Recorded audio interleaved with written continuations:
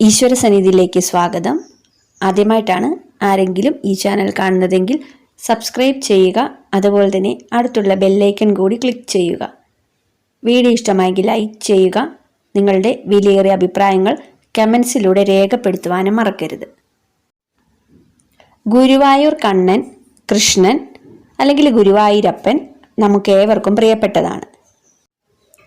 വളരെ പേര് കേട്ട ഈ ക്ഷേത്രത്തിൽ പല വഴിപാടുകളുമുണ്ട്.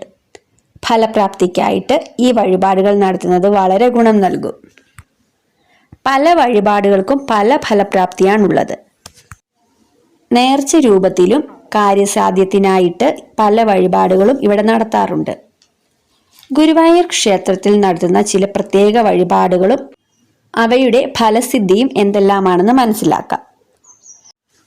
ഉദരസംബന്ധമായ പ്രശ്നങ്ങൾ മാറാൻ നിവേദ്യം കൊണ്ട് തുലാഭാരം നടത്തുന്നത് നല്ലതാണ്. ഇത് ഇത്തരം അസുഖങ്ങൾ മാറാൻ സഹായിക്കും.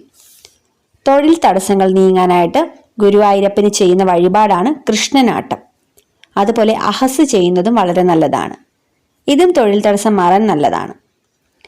കുട്ടികളുടെ അസുഖം, അലസതകൾ ഇവയൊക്കെ മാറാനായിട്ട് ബാലരക്ഷാ ശ്ലോകം ചൊല്ലി നമസ്കരിക്കുക. അതല്ലെങ്കിൽ നാമജപ ബുക്കിൽ എഴുതി ശ്രീകൃഷ്ണ ക്ഷേത്രത്തിലോ ഗുരുവായൂർ ക്ഷേത്രത്തിലെ ഭണ്ഡാരത്തിലോ സമർപ്പിക്കാം. അഹസ് വഴിപാട് പ്രധാനമാണ്. ഇതിന് 3000 രൂപയോളമാണ് വരുന്നത്. ഇത് മുൻപേ ബുക്ക് ചെയ്യേണ്ടി വരും.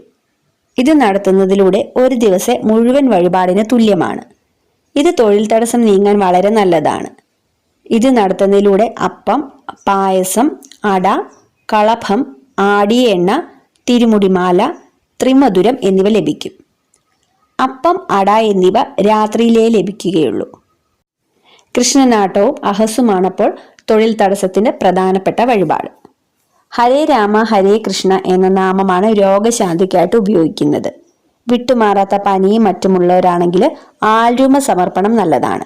ഇത് കയ്യിൽ പിടിച്ച് ആഗ്രഹ സാധ്യത്തിനായി അല്ലെങ്കിൽ രോഗശാന്തിക്കായി സമർപ്പിക്കാം. രോഗശാന്തിക്ക് ഇതേറെ നല്ലതാണ്.